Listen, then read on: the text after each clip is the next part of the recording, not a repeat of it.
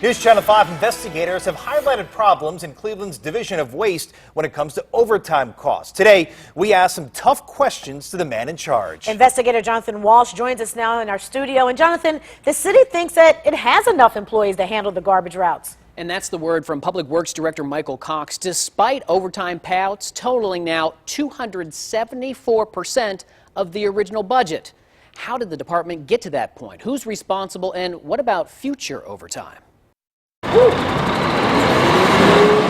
budget for 2015 was $471,000. Actual payments so far, nearly $1.3 million. Was there something that we could have done differently? Yes, we did, and we did that differently. Public Works Director Michael Cox told me in 2015 the Division of Waste had too many trucks breaking down, adding hours to employees' days. So the city bought 25 new garbage trucks. The equipment started to come in at the end of last year.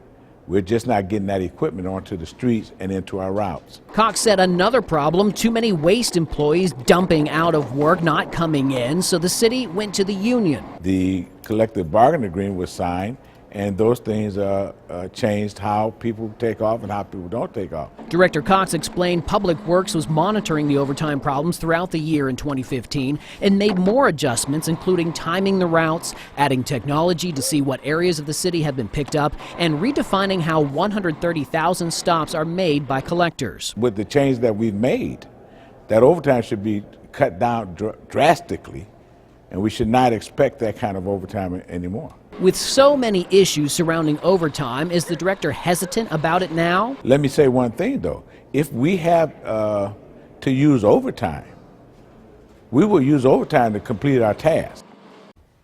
Director Cox told me further changes were made with a new interim waste commissioner coming on board in December and with those who drive and collect on the routes themselves. So the big question tonight, will this work this year?